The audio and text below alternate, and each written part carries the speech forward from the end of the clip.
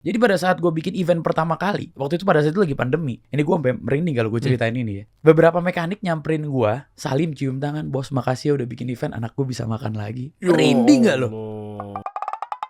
Kita kasih solusi. Ini dia nih, profesional drifter handal nomor 1 di Waduh. Indonesia, men. Malah gak nomor 1, banyak yang lain. Kebetulan aja yang sering muncul. Tapi Ya. bisa ngasilin duitnya kan dari hobi.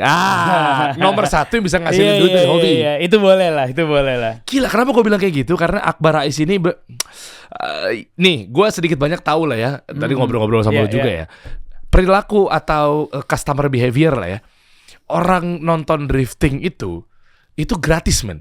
Iya, dulunya gitu. Setahu gue gitu tuh. Iya. Tapi semenjak lu hadir, bangun media, personal brand lu kuat, lu merusak pasar tuh nggak? Iya. Gue gak ngerusak pasar. Gue hanya mau bikin industrinya menjadi lebih dewasa. Wih, keren. Ya, tapi kan banyak juga yang teriak pasti. Satu, dari segi konsumen. Kita ngomong produsen konsumen deh. Yep. Konsumen pasti akan pikir bahwa ini semenjak adanya kreator kayak gini, gue tahu nama lu gede apa segala macam, lu bikin event drifting apa segala macam ini jadi berbayar, tau nggak? Misalnya gitu. Tapi kan gue memberikan solusi juga. Gue menyediakan live streaming. Lu bisa gratis nonton. Iya juga ya, kenapa mereka ngomel? Oh, euforianya nggak dapet. Ya itu dia, untuk euforianya lo ketemu sama pembalapnya, lo harus support kita juga dong sebagai penyelenggaranya gitu kan. Iya, dan juga ya sama saja memang lo support industrinya. Betul. Kalau lo cinta, ya lo pengen support. ketemu sama pembalapnya, ya lo Betul. support. Tapi kan gimana caranya, nanti lo cerita ya. Iya boleh. Iya kan, ngerubah behavior itu kan nggak gampang. nggak gampang. Benar. Dan pasti ada butuh duit juga kan. Pasti. Gua kayak ekstrim lah contohnya. Misalnya ngerubah behavior orang yang tadinya biasanya beli baju, harus percayanya dengan dipegang, diraba, dilihat. Tapi sekarang ekosistem zaman sekarang itu orang beli baju seakan-akan dipaksa untuk percaya sama foto, men. Iya. Ya lu juga korbannya kan? Itu dia. Iya kan? Iya. Shopee, Tokopedia. Jadi ada hal yang diwajarkan ketika mereka bakar-bakar duit. Kan ada yang bilang kayak bisnis apaan nih bakar-bakar duit. Iya. Tapi ngerubah perilaku memang harus dibakar ya. Memang harus karena kan nggak segampang itu. Apalagi kita mau ngerubah sesuatu yang menurut kita biasa aja menjadi luar biasa. Kalau kayak contohnya kalau lo mau mancing, kalau umpan lo kecil ya ikan kecil yang lo dapet. Kalau umpannya bagus ya lo dapet ikan yang bagus. Ya kan kurang lebih kayak gitu kan. Iya. Semua pasti butuh sesuatu, butuh modalnya dan butuh apa yang mau dibakar. Yang gue bakar ini kan gue nggak bakar, gue invest. Buat nanti ke depannya gue bisa mendapatkan untung yang berlebih dari yang gue invest. Kenapa lu gak invest kayak tempat cuci mobil kayak? Kenapa harus sekolah drifting gitu loh? Nanti lu bahas deh. Oke. Ya, bareng sama nih yang punya minuman nih. Ya, Juragan 99. Benar. Mas bro, kita jadi jalan lagi ya. Kemarin gue bisa berkabar. Asik. Jalan apa lagi nih kita nih ya? Selain ini nanti ya. Gue seneng sih, dia tuh orangnya suka inovatif. Gue seneng banget dan gak monoton gitu. Jadi kalau ngobrol sama dia tuh asik. Oh, makanya akhirnya lahirlah yang namanya Juragan 99 AR. XAR tuh Akbar Rais ya? Iya betul. AR-nya Akbar Rais. Gue pikir AR-nya Amin Rais. Biru Gak lagi ada. warnanya. Lah kan gue nanya. Iya benar. Gue nanya. Ada merahnya juga kok. Minum dulu nih. Iya memang sih dia nempel sama yang warna merah juga ya. Oke, kita fokus ya. Oke, mulainya gimana sih, Bar? Oke. Ini lucu juga sih. Mulainya tuh sebenarnya waktu pertama kali kita Mas Gilang. Mas Gilang tuh pengen bikin bisnis bareng gua. Dan kebetulan dia strict waktu itu bilangnya gue pengen bikin cucian mobil. Karena dia punya pabrik, dia mau bikin sampo mobil, dia mau bikin apa segala macem. Dan kebetulan ya gue yang pertama kali deket lah sama dia gitu ya. Oke. Gue bilang sama dia kayak, Mas ini tuh udah terlalu, kalau lo mau bikinnya cuma biasa-biasa aja, ini udah terlalu red ocean, gue bilang. Iya. Udah terlalu banyak yang main. Lo 10 meter sekali tempat cuci poles, satu tempat bisa ada 30 orang tempat PPF ataupun cuci poles gitu. Jadi menurut gue kayak gak worth it kita lo buka usaha di situ. Kecuali lo mau buka usahanya gede-gedean. Ya lo bisa apa namanya politikin semuanya gitu kan. Lu mau bikin langsung 1000 cabang gitu ya, beda soal gitu kan. Cuman masalahnya kan gak gampang untuk bikin kayak gitu kan. Oke. Nah gue bilang sama dia, gimana kalau misalnya gue bikin sekolah drifting. Sebentar, di Indonesia memang awalnya belum ada sekolah drifting? Belum ada. Emang belum iya? ada. Iya. Loh, mereka belajar dari mana? Kayak gue dulu belajarnya dari YouTube, nonton video. bikin donat, Yep. bikin angka 8 gitu kan? Ya belajarnya dari video semuanya. Oh iya. Oh gue pikir itu nggak tahu karena bukan bidang gue kali kan dan gue nggak into juga ke situ sehingga kayaknya susah banget gitu loh. Ternyata nggak segitunya. Sebenarnya Susah. memang susah ya, cuman kan kita memberikan solusi yang lebih mudah. Kan sampai ada drifter cewek kan? Iya, iya. Yang gue pernah lihat di FYP yang jilbab tuh. Ya, ada juga. Itu hasil apa ya istilahnya ya? Hasil groomingan lo lah. Iya, itu hasil didikan kita. Jadi ada banyak tuh yang jadi drifteran tuh. Nah, ini nyambung nih sama yang tadi. nyambung? Nyambung ya. Yang pertama sebenarnya kenapa sih sampai akhirnya gue bikin Women Drift Challenge gue sebutnya. Karena pada saat gue bikin sekolah drifting yang gue kira bakal orang minat dengan harga yang waktu itu gue kasih murah sekali, tapi ternyata tuh ups and down. Untuk nutupin operational cost aja menurut gue waktu itu udah susah setengah mati gitu loh. Jadi gue harus berpikir kreatif nih, apalagi yang mau gue jalanin. Nah kebetulan pada saat gue bikin sekolah itu, gue memang udah planning. Secara plan gue tuh udah ada. Dari mulai kita bikin medianya, dari tangga pertama udah pasti sekolah. Kita bikin sekolahnya, kita bikin medianya, kita bikin eventnya. Ya sampai yang terakhir yang belum gue punya adalah gue bikin bengkelnya. Karena menurut gue ketika semuanya udah gue punya, itu gue punya bisnis itu dari industri itu dari hulu ke hilir. Gila dia pakai 4 pilar dia. Nggak tanggung-tanggung, media, community, event, retail. Yep. Dipakai kan Jejo juga gitu di USS. Iya. 4-4 disikat sama dia. Iya kan memang yang paling bagus kan lo menguasai industrinya. Kan lo tidak bergantung sama orang ketika lo menguasai industri dari hulu ke hilir. Ketika orang lain berpikirnya gue bikin bengkel aja deh, cari untung, gue ngerjain mobil orang. Yang satu lagi gue bikin medianya aja deh, siapa tahu gue kecipratan sedikit. Yang satu lagi gue bikin sirkuit aja deh, nanti gue sewain. Kalau lu cuman ahlinya di bagian itu doang, ya lu cuman akan sampai di level itu aja. Tapi kalau lu berpikirnya lebih gede lagi, kenapa nggak gue jalanin industrinya dari hulu ke hilir? Kita bisa semua, kita punya semua. Kalau kita nggak punya, kita kerja sama orang. Tapi industrinya jalan. Jadi semuanya win-win solution buat semuanya. Tapi gue nggak mau gue cuma punya sekolah doang gitu. Kayak buat apa? Nggak ada sesuatu yang berharganya gitu loh. Karena ketika apa yang gue lakukan, gue punya sekolah, gue akan marketingin tentang driftingnya. Ketika gue marketingin tentang driftingnya, kenapa nggak gue bikin semuanya aja gitu? Jadi orang tinggal datang, oke, Bar, gue mau kemana nih? Udah ada arahnya nih, tinggal datang ke sini. Oke, lo coba dulu latihan. Kalau lo tertarik, ayo lo bangun mobil. Kalau lo udah bangun mobil, gue ada sirkuitnya buat latihan gitu kan. Ketika lo udah ngerasa jago, gue ada eventnya. Wah, lengkap kan? Iya. Dari orang mau cobain sampai orang mau berprestasi, gue siapin semuanya.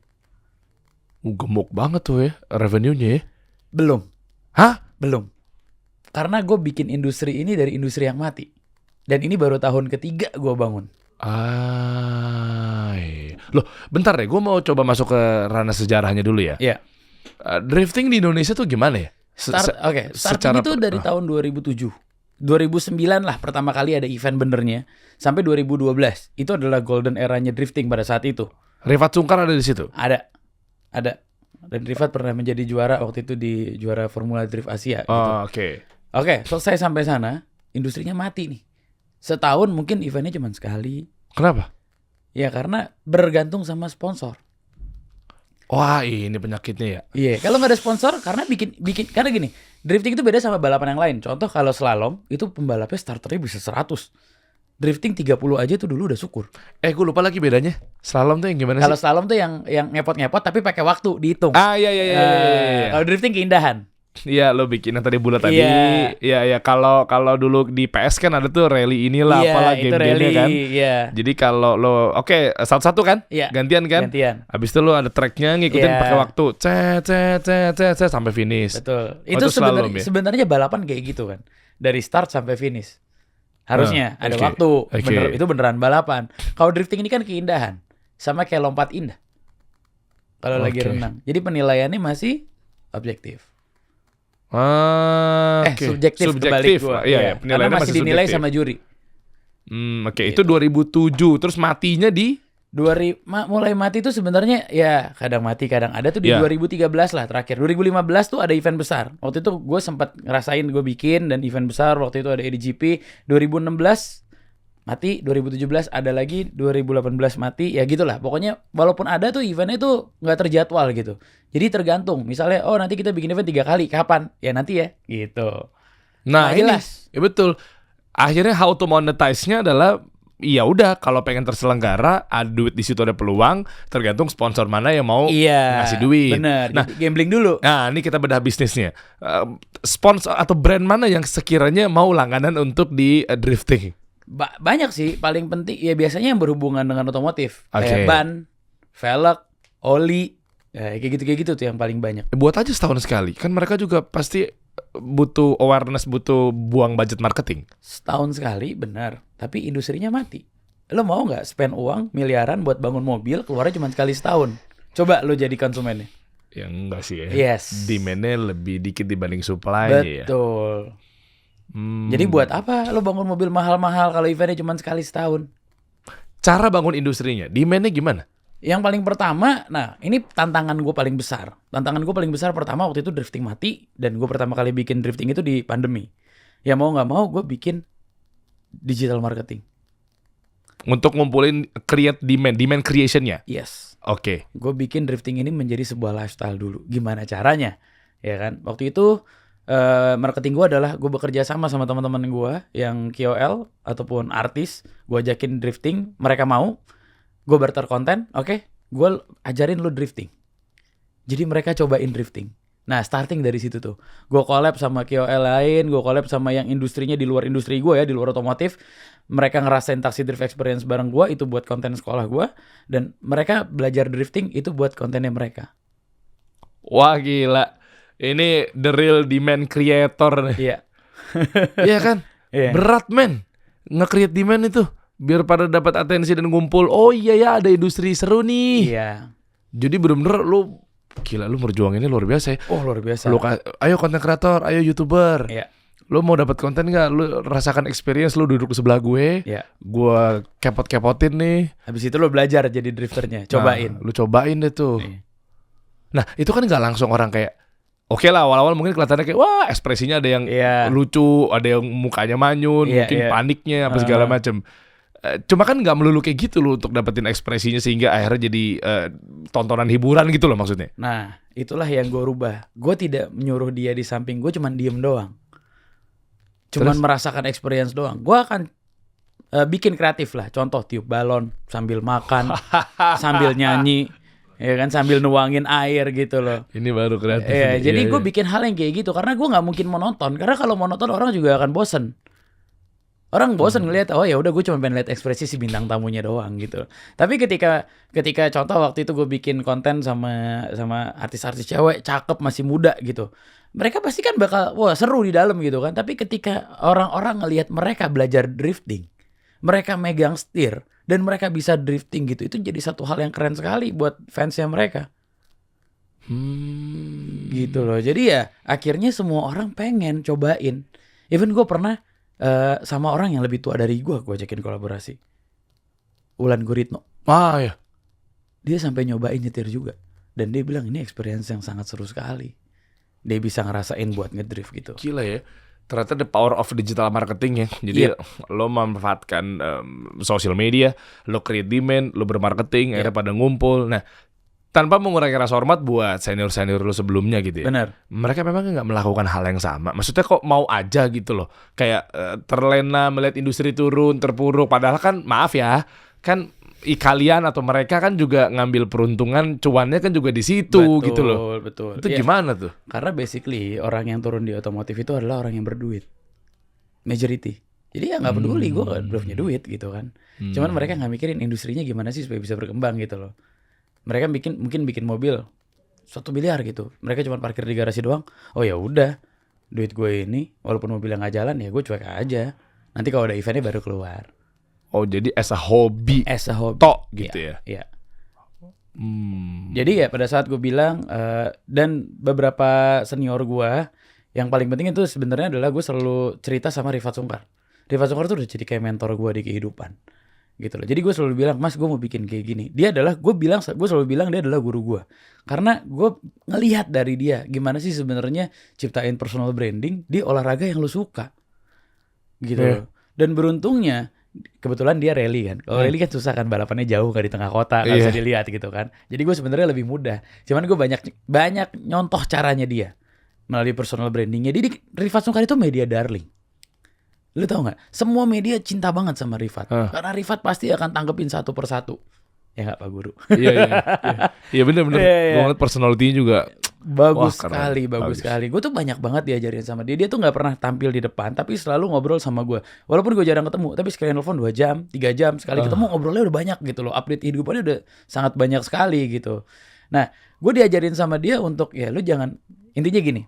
Gue nih orangnya termasuk baperan. Jadi kalau gue dikatain netizen, gue tuh kayak, males banget sih gitu. Gue berhenti deh gitu. Kalau dia tuh selalu bilang, lu jangan pikirin. Yang lo harus pikirin adalah berapa orang yang hidup dari apa yang lo bikin. Oke. Itu yang harus lo pentingin. Dan itu kejadian. Jadi pada saat gue bikin event pertama kali, waktu itu pada saat itu lagi pandemi. Ini gue sampai merinding kalau gue ceritain ini ya. Beberapa mekanik nyamperin gue, salim, cium tangan, bos makasih ya udah bikin event, anak gue bisa makan lagi. Merinding gak lo? Event pertama gue pada saat pandemi, waktu itu gue tanpa penonton tapi gue mau live streaming. Tapi gue digituin sama mekanik, sampai cium tangan gue kayak, lu lebih tua dari gue gitu. Gue sampai merinding, sampai bilang kayak, makasih ya bos udah bisa bikin anak gue makan lagi. Itu yang inget, gue selalu inget kayak, sampai sekarang gue mau gak mau berhenti bikin event. Karena menurut gue ketika gue bikin event, banyak orang yang bergantung sama event gue. Oke. Secara untuk dia cari nafkah segala macam. Bentar, event yang tadi yang dimaksud itu adalah bukan event yang berbayar. Bukan, belum. Ini yang pertama banget. Yang pertama banget. Nah, boleh nggak ceritain before afternya? Kayak misalnya industri ini yang kita bikin secara template, lu kan bikin sama teman-teman lu nih. Betul. Yang kalau menonton drift itu gratis. Betul. Ya sudah, template kebanyakan begitu. Yeah. Sampai akhirnya lu shifting. Gimana caranya? Dengan adanya berbayar kan nggak melulu dengan mikirkan perusahaan lo kan. Betul. Pasti kan ujung-ujungnya juga buat ngegaji mekanik-mekanik. Gimana caranya kalau nggak pakai uang tiket? Betul. Kita fair-fairan aja nih. Betul. Jadi kadang ada mindsetnya juga ya ada yang keliru juga nih. Giliran kita bikin sesuatu terus berbayar, terus mereka mikirnya apalagi sesuai dengan zona nyamannya dia ya. Iya. Kan dulu kan nggak kayak gini. Kenapa jadi kayak gini lo? Dasar lo mentingin perut lo sendiri lo. Kan gitu kan? Pasti. Iya terserah lo mau mikir kayak gimana. Cuma sudut pandangnya kan yang bayar mekanik siapa? Iya. Kalau nggak dari uang tiket kan gitu. Poinnya itu. Sebenarnya gini, lebih utamanya poinnya adalah dengan 20 orang, 30 orang pada saat itu 30 udah maksimum ya. Apakah lo sanggup menghidupi event tanpa sponsor dengan 30 peserta doang? Anggaplah peserta bayarnya misalnya 2,5 juta misalnya ya. Lo kali 30. Ya paling cuma 70 juta. Enggak, bukan paling. Itu kan duit itu gede. Tapi buat create eventnya belum lagi itu ya. bisa 300 juta lebih. Mulai dari sewa venue, sewa buruh balap, surat izin, surat rekomendasi, production, live streaming. Udah pasti angkanya paling murah 350 juta. Gue aja tanpa sewa tempat loh, 350 juta. Paling murah dan di tempat gue sendiri. Lalu lo mengharapkan dari pendaftaran doang, setengahnya aja gak nyampe. Jadi gak akan mungkin nutup. That's why gue selalu edukasi. Kenapa gue shifting, gue bilang ada tiketing. Tapi pada saat mereka punya tiketing, mereka juga dapat experience yang lebih. Kayak contohnya, gue datangin pembalap dari luar negeri. Buat ikutan. Yang biasa mereka ngelihat yang viral di Instagram gitu kan. Gue pengen ketemu sama dia, pengen foto. Ya udah lo bayar dong tiketnya. Dengan lo bayar tiket, lo kan support eventnya. Nah, coba gimana cara ngadepin mereka-mereka yang mindsetnya masih belum nyampe ke sana. Kayak tiba-tiba gini deh, lu pasti ada dong yang komen kayak, kok sekarang jadi berbayar? Nonton bayar misal, ada dong? Gue pernah denger, cuman gak banyak. Karena yang biasanya yang orang komplain itu banyak kan adalah di live streaming. Live streaming komplain? Komplain. Kan gratis? Memang, tapi terlalu banyak komplain. Hah? Komplain? Komplainnya apa, sinyal? Enggak, komplainnya ya mungkin satu sinyal. Kadang-kadang kan gue juga ya kita masih low budget lah gitu ya. Kita berusaha sebisa mungkin orang bisa menikmati industrinya. Sinyal. Kedua, perang antar fans. Oh, di komen? Di komen. Ya elah. Maksudnya gimana nih? Ributnya tuh gara-gara ribut si fansnya si A sama si fans B. Iya. Ributnya gimana? Kencengan gue nih bocah gitu. Iya, dia mah kalau dikasih mobil bagus begini, mobilnya doang yang bagus, skillnya gini ya. Banyak lah. Tapi that's industries gitu loh. Maksudnya itu kan berarti menunjukkan kalau industrinya hidup. Gitu. Iya. Nah mereka komplainnya adalah, aduh tracknya kecil, cari yang gedean dong gitu. Ini terlalu kecil nih, Indonesia kalah lah sama negara lain apa segala macam. Itu yang paling banyak gue sering denger. Tapi itu juga yang selalu gue bilang, kalau lo mau komen kayak gitu, lo siapin dong tempatnya. Gue mau bikinnya, tapi lu siapin dong tempatnya. Gue gituin. Cuman ya netizen being netizen kan. Iya. Ya anyway gitu kan. Tapi kalau untuk orang yang datang bayar gitu, tapi ketika mereka bayar ya nggak ada sih yang komplain gila gue bayar mahal gini apa segala macam, nggak ada. Karena buat gue tiketing itu buat filtering. Pertama, buat orang yang benar-benar serius nonton. yes, buat ketika lo bayar tiket, lo pasti punya satu behavior yang lo akan lebih chill, lo nggak akan kampungan, ngeganggu pembalap, ngeganggu mekanik gitu. Itu yang gue hindarkan. Jadi ketika lo udah bayar tiket, dia masuk ke dalam, lo mau foto sama pembalap tuh boleh, nggak dilarang. Tapi pasti behaviornya lebih sopan gitu. Kak, izin foto dong kak gitu. Dan mereka dapetin itu. Oke. Gitu loh. Kita juga menghargai pembalap kita juga kayak lo superstar di sini. Semua orang akan datang untuk foto sama lo gitu. Jadi lo hati-hati juga sama barang-barang yang ada di pedok lo sendiri gitu. Sekarang kita pedok? Tempat parkir mobil lah. Oh iya. Tempat parkir mobil. Jadi lo tanggung jawab lah gitu dengan hal yang kayak gitu. Tapi ketika mereka bayar ya mereka akan dapetin itu semua. Tapi kalau mereka nggak bayar ya mereka tetap dapat tontonannya. Cuman mereka nggak bisa dapat experience ketemu sama pembalap-pembalapnya. Gitu.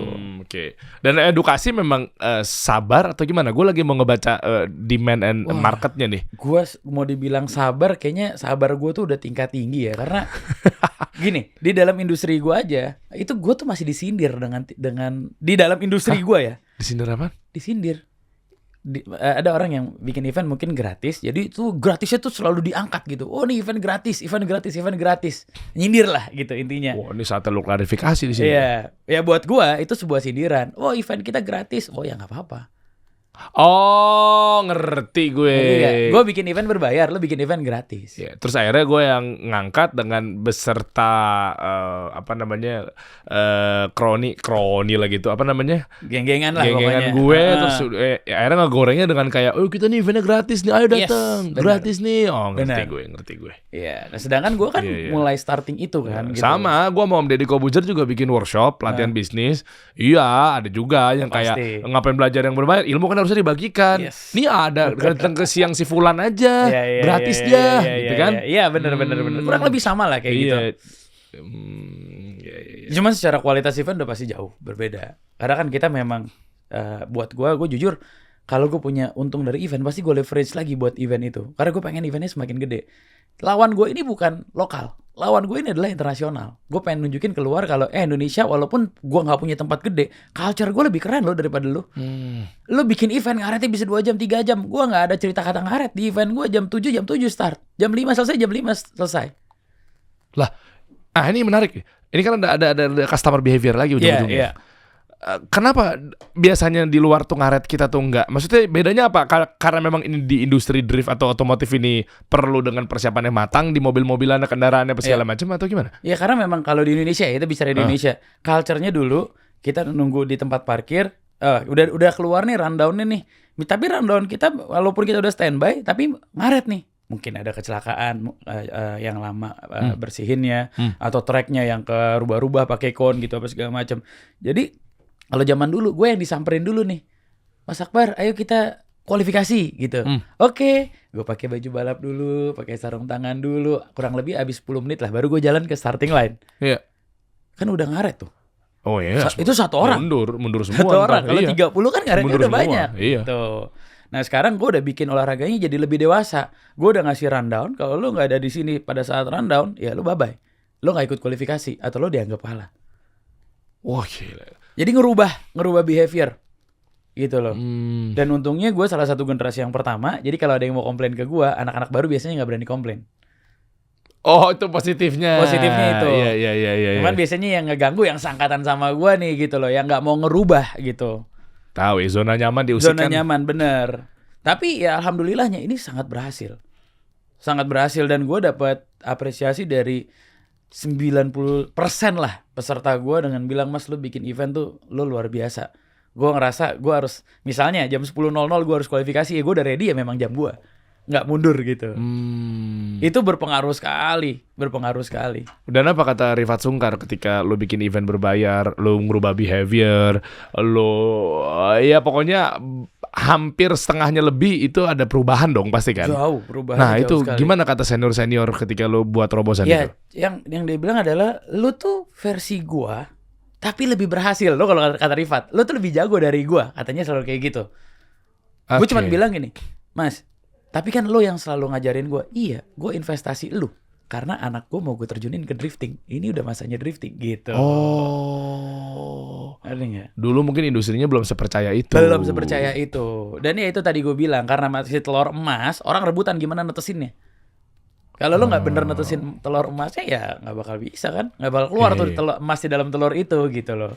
Nah sekarang gue lagi proses ke arah sana, karena gue yakin kalau industri ini berjalan dengan baik, gue tidak akan berpengaruh terhadap sponsor. Sponsor. Iya, gue bisa bilang kebetulan gue sekarang ketua komisi drifting. Oke. Di Ikatan Motor Indonesia di bawahnya Pak Bamsud ya. Iya. Jadi goals gue ini udah tahun ketiga. Goals gue tuh gue pengen bikin industri ini running tanpa sponsor. Gimana caranya ya formula ini yang lagi gue cari. Formula ini yang lagi gue kerjain. Ya create demand dulu pasti. Yep. Karena naikin di industri itu kan pasti kan demandnya masih berceceran. Betul. Nggak percaya, entar-entaran, mager-mageran gitu kan. Begitu udah dikasih tadi lo bilang ada kontes drifting, challenge entertainment, tantangannya di dalam lo cuma duduk doang di samping gue kepot-kepotin lah, gue puter-puter, akhirnya melek lagi ke sini. Tapi kalau sendirian PR juga ya, nggak create demand ya. Justru gue banyak lah, teman-teman semua tuh banyak yang mensupport kayak Garasi Drift, salah satu konten kreator terbesar lah buat gue di otomotif, dan dia membawa nama driftingnya kan. Nah tapi mereka pun juga butuh eventnya, jadi kita berkolaborasi gitu loh. Oke, bantuin ya Mas Ziko, Dipo selalu bilang gue support apa yang lo bikin gitu kan. Even mereka kadang-kadang, nggak kadang-kadang sih, lebih sering ngasih sponsor ke gue, walaupun angkanya maksudnya lumayan lah gitu loh. Gue sumbang gue sumbang ya. Itu yang gue suka dari industri gue, cash.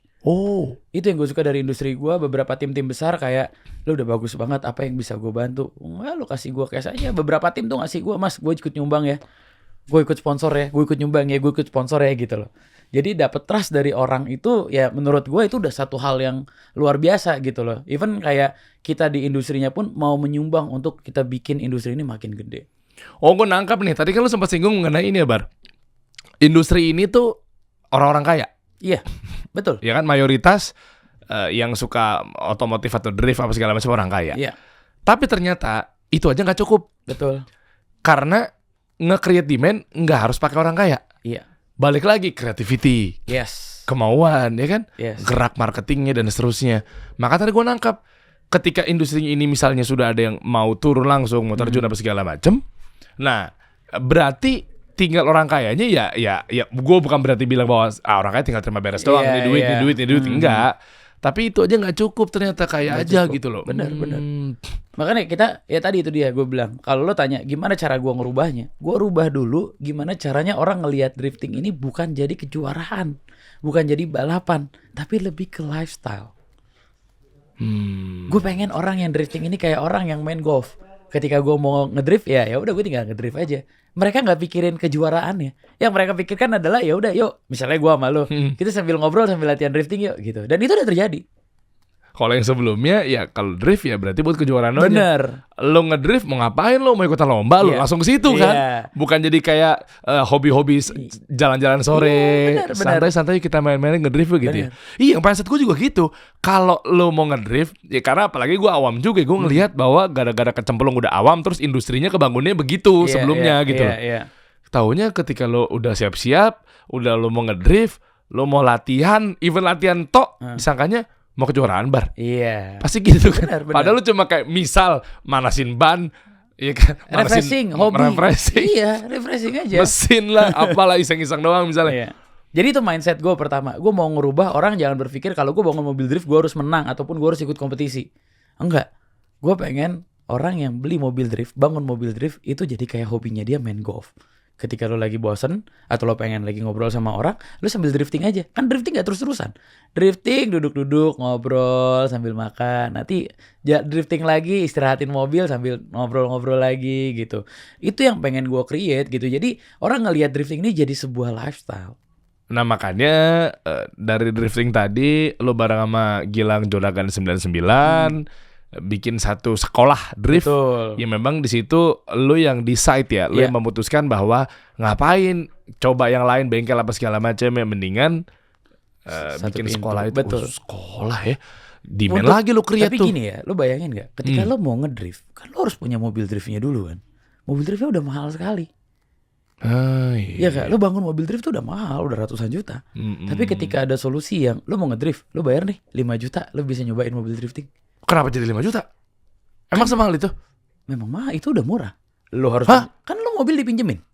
Mobil Iya, dipinjemin. 5 jutanya buat apa? Bayar ban, bayar bensin. Olahraga mahal bayar ternyata kos. ya. Mahal.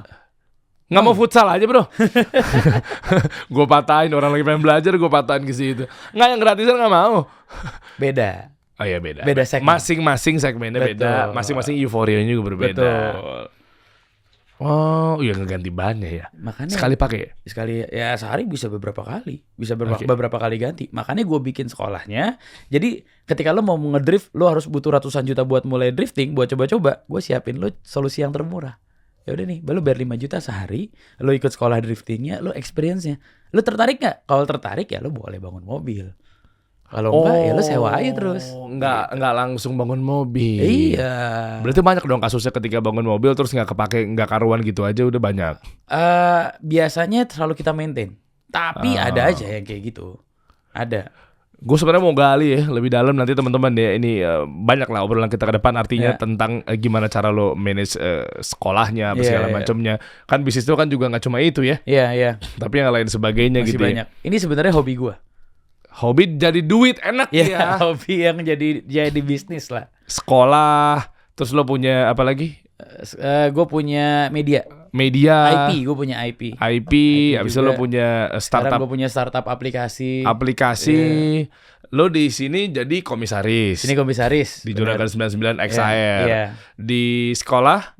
Di sekolah. Iya, Ini yang CEO? yang CEO di IP gue yang IP Outbreak. lo. Iya. Terus yang di aplikasi? CMO. Gimana bagi waktu sama keluarga, Bos? Nah, itu yang sebenarnya agak sulit. Gue selalu dimarahin sama bini gue tuh selalu ngoceh. Maksudnya ngocehnya bukan yang marah-marah gitu ya. Cuman, aduh, ya kamu nggak ada waktu nih. Kita weekend makan yuk gitu. Kayak gitu-gitu. Maksudnya itu kan jadi marah kan. Makan yuk, ajak Alura nama anak gue. Pergi yuk sama Alura gitu. Ya gue tuh susah banget. Kadang gue pagi pergi itu anak gue udah tidur atau baru bangun tidur. Malam pulang malam gue pulang anak gue udah tidur. Gitu tuh agak sulit sih. Jadi ya sebenarnya akhirnya buat gue bagi waktu, akhirnya gue selalu starting kerjaan gue nggak boleh di bawah jam 10. Buat gue pribadi. Gile. Harus selalu di atas jam 10 ke atas. Minimal paling pagi jam 10. Kenapa? Karena gue bangun pagi jam 8 gue mau main dulu sama anak gue. Ini nih. Tuh. Waktunya, Bos. Memang ada duit, tapi kadang kendalanya tuh biasanya waktu. Lu main sama anak lo biasanya kayak gimana mainnya? Ini gue juga punya cerita khusus sama anak gue nih. Ntar coba lu dulu deh. Kalau gue sih sebenarnya kalau misalnya biasanya ya anak gue nih kalau pagi bangun, gue tuh seneng banget karena kalau gue bangun tuh pasti dibangunin anak gue, kan tidurnya masih sebelah ya, masih setahun anak gue. Jadi kalau bangun dia tuh biasanya kayak megang-megang gue gitu, terus senyum ke gue. Jadi gue langsung bangun. Ketawa gitu loh, gue kayak wah gila, halo dari ngantuk-ngantuk gue langsung bangun gitu. Ya udah mainnya biasanya di situ. Kalau enggak gue main kayak dia jalan, kan sekarang baru-baru bisa jalan gitu kan, masih megang banyak mainan sekarang. Nah itu tuh, nih gue punya cerita pas banget lo bahas mengenai mainan. Gimana tuh? Gue belum lama tuh ya anak gue yang umur 2 tahun, yang ketiga tuh ya berarti kan beda setahun sama anak lo kan. Itu mainan tuh ya alhamdulillah lah, ada ujian sedikit buat gue sama keluarga gue. Jadi bini gue tiba-tiba telepon, bini gue tiba-tiba manggil gue, masukin mainan Legonya ke dalam hidung. Waduh men, itu dia makanya gue kadang suka kelas sama bini gue tuh, lu udah jarang sama anak, punya waktu. Sekaligus misalnya ada di rumah, ada waktu tahunya misalnya meleng dikit, lu bukan jagain, masuk mainan lah ke hidung, ke kuping lah. Kemarin tuh gue minggu lalu tuh lagi masa-masa gue yang luar biasa gitu. Artinya kita kan mantau ya, sama anak-anak apa segala macam, nemenin dia buat gambar-gambar apa segala macam gitu.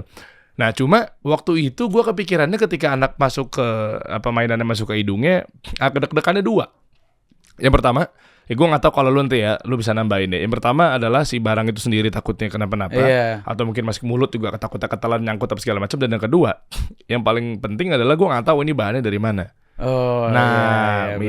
Ya mohon maaf ya, kan ada juga mungkin kan ya memang ya apalah misalnya mainan alat tulis apa segala macam keemut taunya bahannya nggak sesuai dengan standar yang benar, atau mungkin nggak halal, lebih parahnya lagi. Oh iya, itu juga tuh Nah, yang itu sekarang jadi problem ya di mana-mana ya. Nah ini makanya kalau gua sih buat anak lo, misalnya lo mau main, anak lo mungkin suka gambar-gambar kan, coret-coret ya, anak kecil kan di tembok, apa segala macam kan. Nah maksud gua gini, saran gua adalah teman-teman, apalagi lu sekarang tinggal di Indonesia, ini ada satu bisa dibilang ya apa ya, ini alat tulis lah, bahkan satu-satunya ini bersertifikat halal ya. Nih gua kasih tahu nih, tuh Gribble. Ini ntar lu bawa deh. Ini buat anak lu cocok banget nih. Oh, itu jadi bersertifikat halal ya? Iya halal. Karena yang kayak tadi misalnya anak gue tiba-tiba langsung masuk ke dalam mulut lah. Kita nggak tahu. Maksud gue kan sebagai orang tua kan kita nggak bisa pantau 24 jam juga kan. Benar, ini nggak perlu khawatir lagi nih. Jadi buat para orang tua yang sekarang kepikiran, takutnya kecewa ini itu, begitu kemakan misalnya kan, naudzubillah apa segala macam nggak sengaja.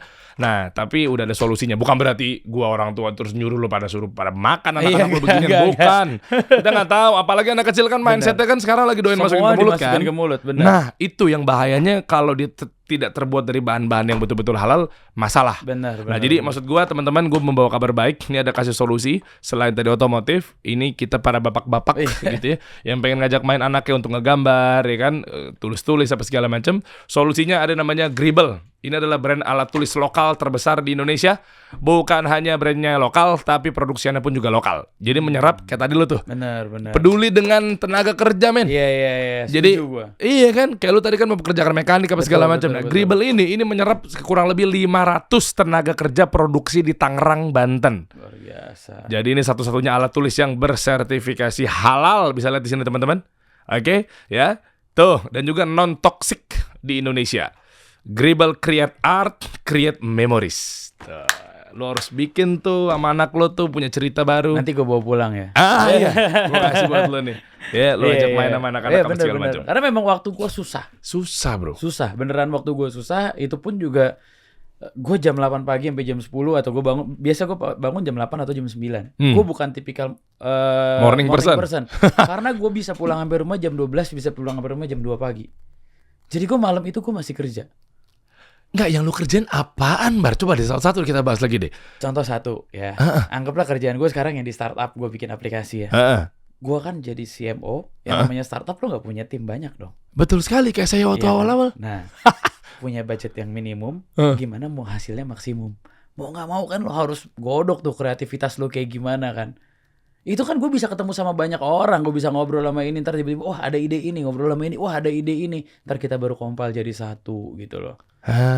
Itu kan hal yang banyak makan waktu gitu kan. Belum tentu kayak wah orang yang gue ajak ngobrol tuh tertarik sama aplikasi gue apa segala macam gitu kan.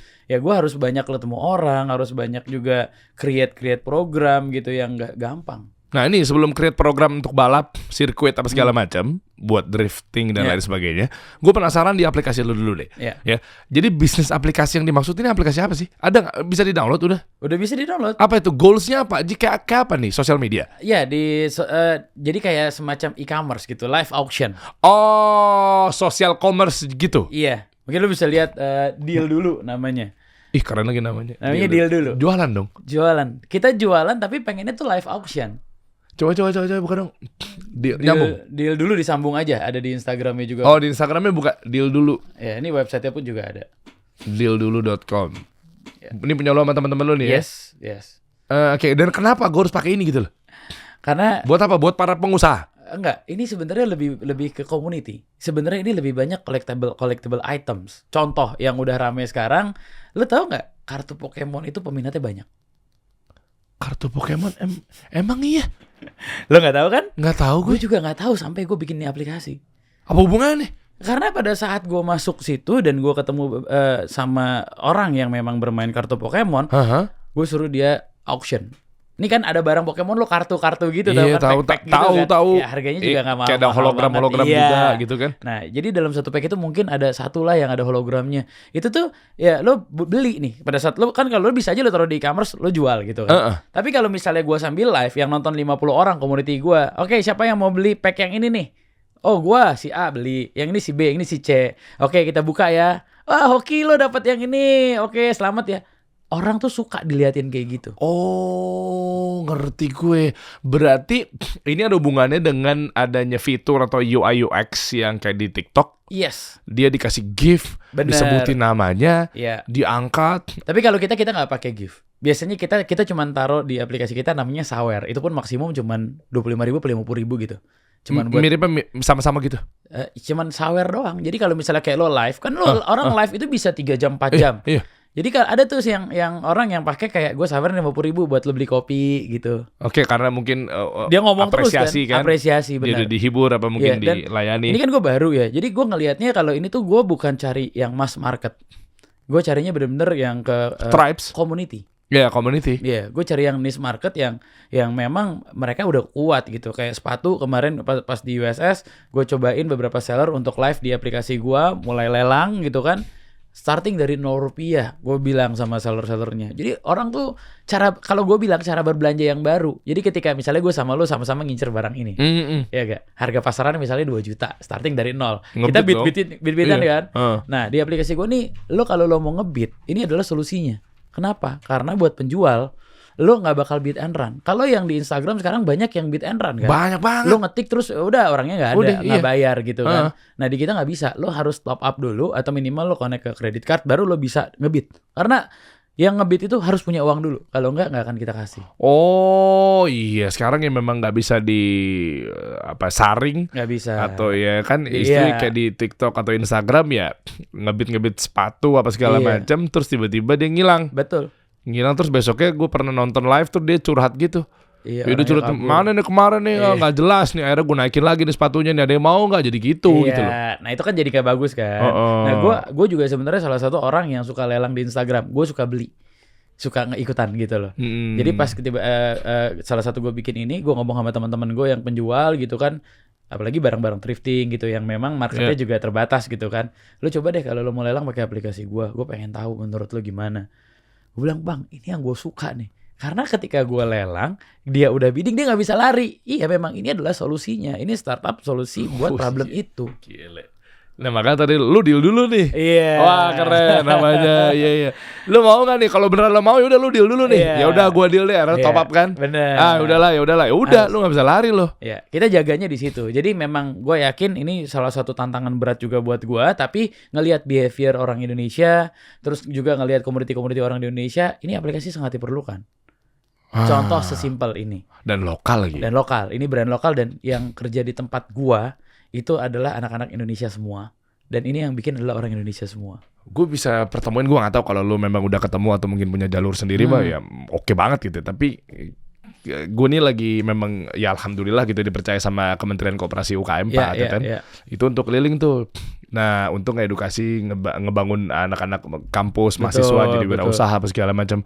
Maksud gue ini bisa dibawa tuh ke beliau kalau lu pengen boleh coba banget. present. Boleh banget. Soalnya kan beliau kan pasti kan lagi nyari yang gimana caranya kita harus ngebangun ekonomi lokal. Betul. Ya kan istilahnya save local business, dia punya hashtag. Yes. Nah yang ujung-ujungnya juga kalau kita nggak bisa berperang dengan yang dari asing masuk ke sini, predatory pricing apa segala macam, ini ada solusinya buat jualan lokal kita nih. Kemarin beliau tuh lagi, hayo yang lokal mana nih? Iya.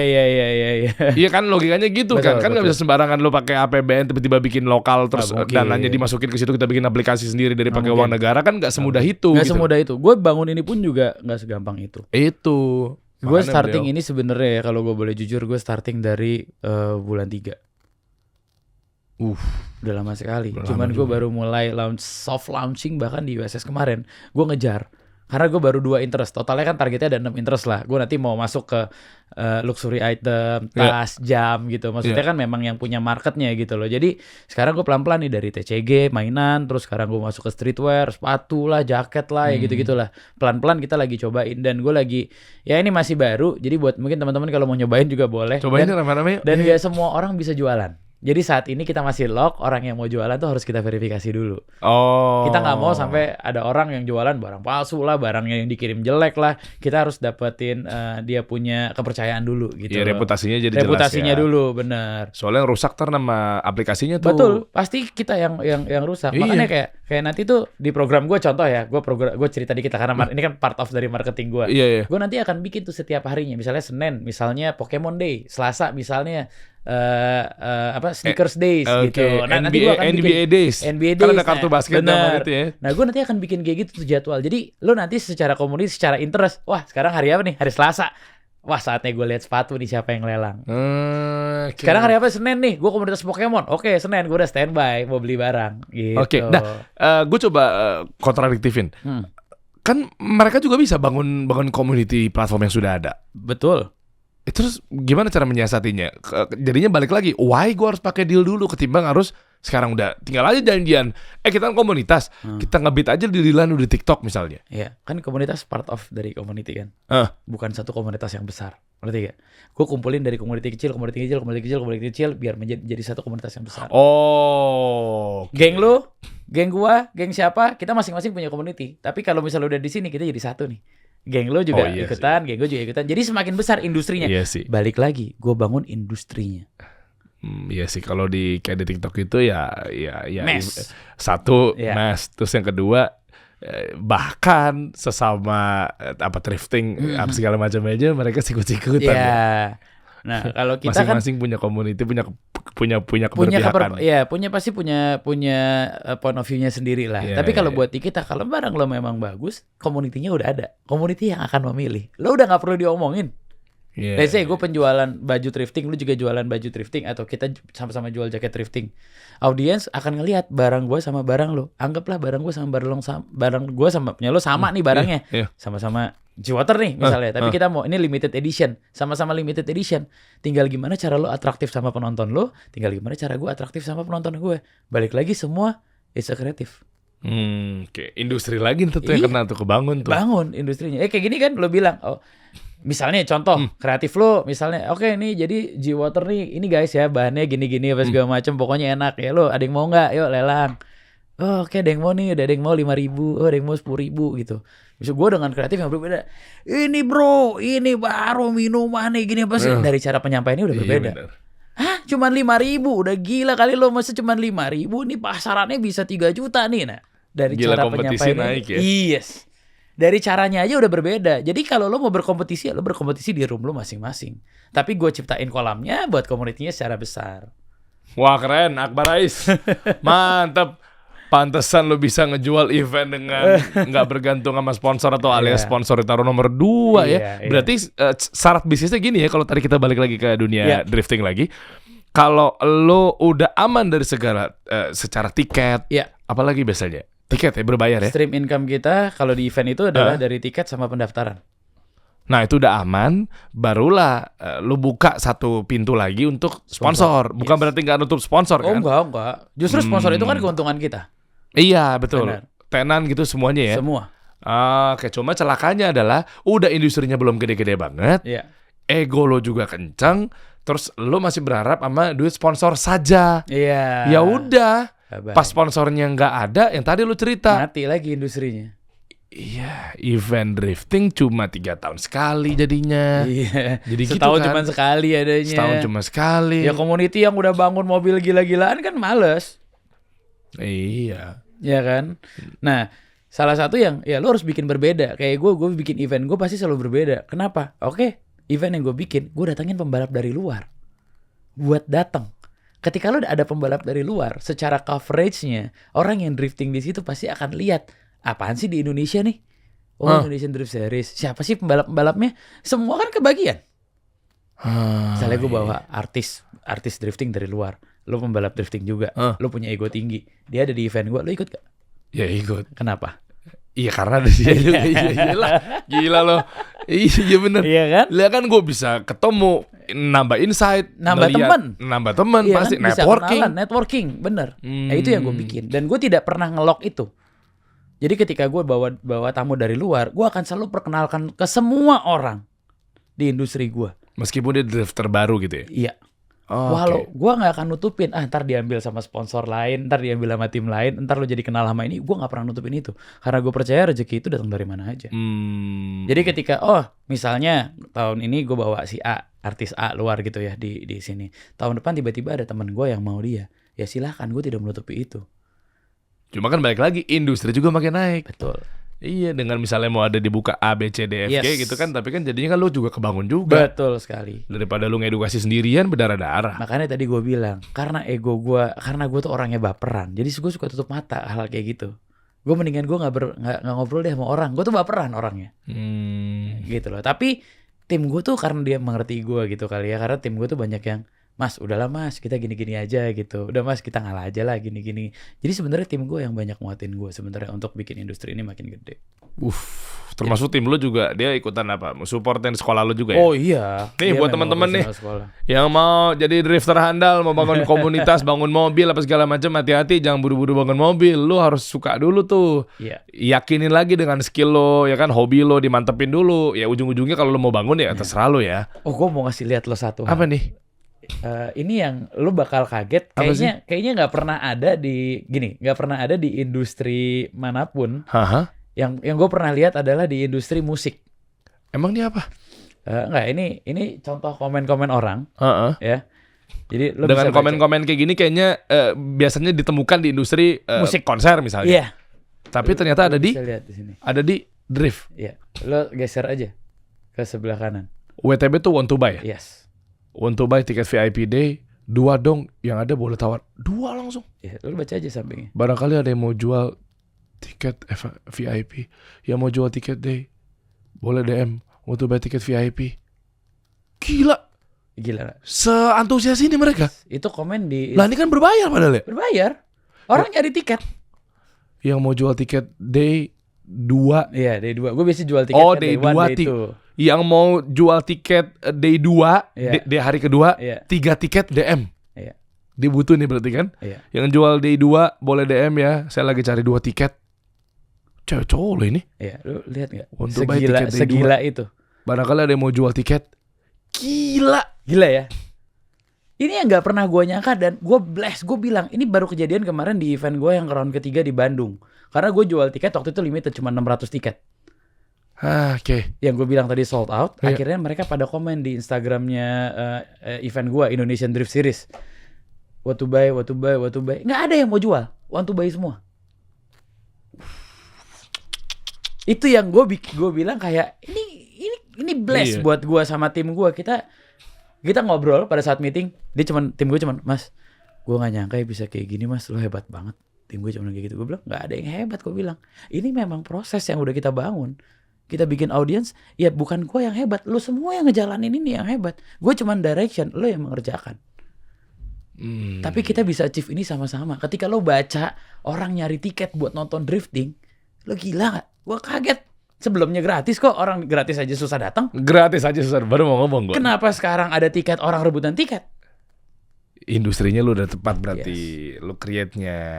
Ya kan sampai lu hajar lagi dengan sekolah drifting. Coba lo buka Instagramnya Indonesian Drift Series. Ini baru gue bikin sekitar 1 tahun yang lalu. 1 tahun atau Coba buka. 2 tahun yang lalu lah. Indonesian Drift Series. Ini baru gue bikin. Itu. Nah, ini lo lihat, tuh lo lihat nih. Ini di Jakarta sekarang. Ini pre-sale. Ya. Oh ini acaranya ya? Ya ini acaranya. Ini Lah udah lewat ya? Belum. Belum nih? Minggu ini 11-12. Masih ada tiketnya? Yang gue belum jual tiket lagi, tapi baru jual pre-sale. Jadi kemarin ini baru gue jual pre-sale. Pre-sale-nya itu lebih murah daripada harga sale-nya. Ini juga merupakan salah satu strategi marketing gue. Oke. Gue kan tes pasar dulu. Gue jual 200 tiket, habis berapa menit?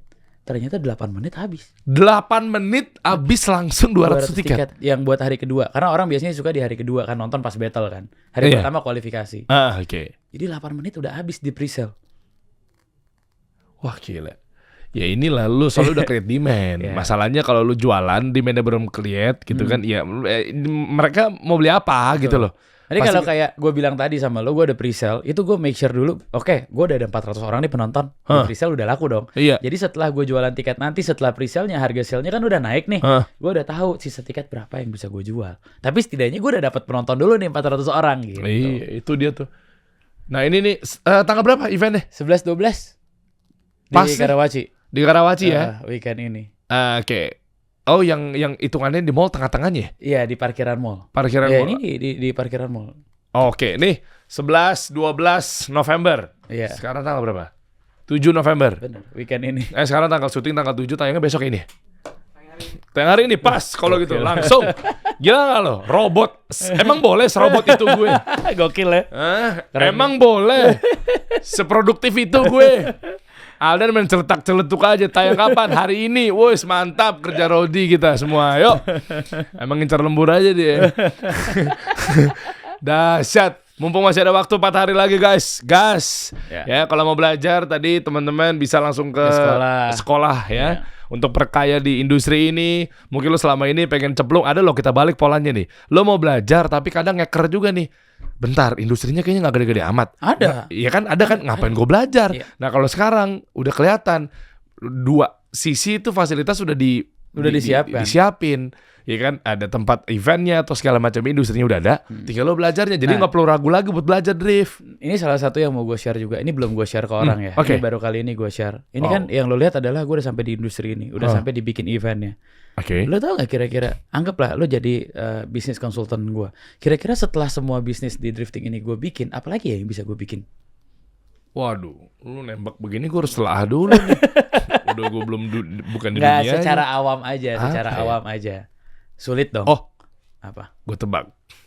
Industri apa bisnisnya? Secara industrinya, secara bisnisnya, apalagi nih kira-kira yang bisa gue kembangin lagi? Karena kan nggak mungkin dong gue gini-gini aja. Ini gue lagi diuji nih, kalau berhasil gue jadi konsultannya dia nih. Lo punya event, lo ada community, lo ada media. Kalau gue biasanya 4 pilar ya, media, community, event, retail, sekolah, mobil. Lo bisa bikin merchandise, lo bisa bikin ban, bengkel. Ya itu. Standarnya itu kan. Lo tau gak apa yang mau gue bikin? Apa tuh? Gue akan bikin orang luar nih ya, siapapun yang mereka gak mau invest buat beli mobil. Karena ribet kan beli mobil, bengkel lagi apa segala macam. Gue bikinin balapan one make race. Apaan lagi tuh Bar? Lo mau balapan, lo bayar nih 300 juta setahun, semuanya gue yang urusin. Lo tinggal ngegas doang. Waktu latihan ada, waktu balapan ada. Lo lagi bikin begitu. Tahun depan itu yang akan gue bikin. Gue akan jualan slot, mobilnya gue sediain, semuanya gue sediain. Lo tinggal bayar, misalnya lo di luar kota, lo tinggal bayar per tahun nih. Misalnya gue belum tahu angkanya, cuman estimasi sekitar 300 juta setahun. Lo tuh dapat latihan 10 kali, dapat balapan 6 kali. Dan lo ada instrukturnya, lo gak perlu bayar ban, gak perlu punya mobil, lo boleh taruh stiker lo di mobil seperti apa, ya lo bayar slot itu. Ini beneran begitu ya? Iya. Orang jadi lebih mudah ya? Gak kepikiran kan? Iya juga ya, ini kalau ini copyrightnya udah bisa diambil gak sama mereka? Nah itu yang gue lagi kembangkan. Jadi gue setiap tahunnya gue pasti ada sesuatu yang baru. Iya benar. Lu mau balapan aja, lu mau latihan aja apa segala macam, lu bayar ban. Bayar pasti. Karena ban lu botak tuh. Kalau orang luar kota, gue mau taruh mobil di mana mas? Kalau gue bangun mobil, nggak usah. Sekarang lu tinggal bayar doang. Slotnya, gue siapin 10 slot, lu bisa siapin nih. Gue udah bangunin mobil, lu tinggal jalan. Lu nggak perlu ngeluarin duit apa lagi, udah bayar nih 300 juta. Ketika balapan lu tinggal datang, ketika latihan lu tinggal datang. Enak hidup lu. Iya, nggak keluar duit miliaran. Nggak keluar duit, bikin garasinya misalnya, ya kan lu maintain lagi. Ya kan di sana tinggal kontak-kontak aja. Gimana mobil gua aman nggak? Bener. Safety juga lagi, udah tahu ditaruh tempat. Tapi itu mobilnya bukan punya dia loh. Mobilnya tetap punya gua. Iya, cuma kan dari apa yang kontrak dia ingin, setahun yang punya lo. Gitu. Dituang semua di situ kan. Iya. Soalnya kalau beli juga kadang hati-hati juga. Mungkin kalau nggak ini ada masanya, terus lu nggak bisa maintainnya ya. Mungkin rusak nggak karuan apa segala macam kan. Gua akan bikin itu, expand bisnis gua. Di tempat yang sama. Di tempat yang sama, di industri yang sama. Lu sekolahnya ada tempatnya. Tracknya ada, eventnya juga ada. Lu ke hilir ya. Jadi sekarang ini yang gue bikin. Jadi tenang teman-teman yang di luar kota, lu gak perlu bangun mobil mahal-mahal. Lu tinggal beli slotnya aja buat balapan. Nih gue siapin. Gue siapin lo gak cuman mobilnya, bannya, mekaniknya, eventnya, sampai ke medianya. Gue siapin kreatifnya buat lo semua. Dia mau stiker apa, mau warna apa, boleh terserah. Setiap event lo ada video dokumentasi lo di dalam mobil buat lo posting di sosial media. Iya memang itu udah jadinya slot lo setahun itu udah itu gitu. Itu kan jadi another bisnis lagi. Iya. Lu turunin lagi tuh ntar tuh pasti ya. Pasti. Stream income dari ini, dari sini. Nih si 300 juta ini selama setahun, jatah ini alokasinya segini. Kalau gue punya 10 kan bisa lebih murah. Iya gak? Gue punya 10 slot nih, bisa lebih murah pada saat latihan. Anggaplah kalau satu orang latihan misalnya sewanya di tempat gue 1,5 juta. Ini kita bicara bisnisnya. Tapi kalau lo rame-rame lo bayar 5 juta aja deh. Iya. Yang seharusnya lo bayar ini dan udah lo jual itu jadi misalnya 10 orang jadi 15 juta, lo cuma bayar 5 juta, lo udah untung lagi 10 juta. Karena lo belinya rame-rame gitu, lo book private tempatnya. Untuk latihannya tim yang bayar ini. Ngerti gak? Ini Mas Gilang seneng banget nih ketemu begini-begini nih. Ini satu holding sama dia kan? Satu holding. Yang ini kan? Iya, awalnya sih kita nggak satu holding. Awalnya gue dibiarin sendiri. Tapi karena dia udah ngelihat ini bisa menjadi unit bisnis dari corpnya, Mas, kayaknya lu mesti gabung deh. Jadi unit bisnis. Jadi kalau kita pengajuan budget nih, kita mesti approve dari sana. Iya. Gitu. Nah, kita tunggu 2024. Amin. Bulannya? Starting awal. Iya. Starting awal setelah pemilu bulan Juli. Jadi aman ya? Kita nyari aman karena kita mau bikin event ini kan big event kan. Iya. Gitu. Gue bikin event ini tuh ini adalah event paling besar. Nah, tahun depan pun juga gue dapat license dari Jepang untuk bikin event yang di Jepang itu Southeast Asia. Jadi Indonesia akan jadi negara keempat dari 4 negara untuk final round. Jadi itu akan kolaborasi juga sama gue. Jadi international event. Nah, next tahun depan itu banyak peserta pembalap dari luar yang akan datang ke Indonesia untuk ngejar poin kejuaraan Asia Tenggara. Oh, jadi sekalian. Yes, jadi sekalian. Gue akan starting di situ. Boleh, kita kalau ada waktu 11-12 kayaknya juga gue pengen lihat euforia aja. Ayo dong, boleh dong. Kita berkonten-konten ria. Ayo. Ya rame-rame. Yang pasti paling rame tanggal 12 karena battle-nya di situ. Battle-nya di situ ya. Kan perebutan juara umum. Karena juara umumnya kita akan kirim ke luar negeri. Oh. Nah, ini bedanya. Ketika gue memegang industri, gue swasta kan. Iya. Gue bukan kejuaraan nasional. Kejuaraan nasional itu yang didapat itu adalah IMI Award. Means kita kumpulin rame semua gitu, lo dapat piala. Oke, lo juara nasional. Oke. That's it. Kalau swasta? Yang gue bikin, lo juara umum di event gue.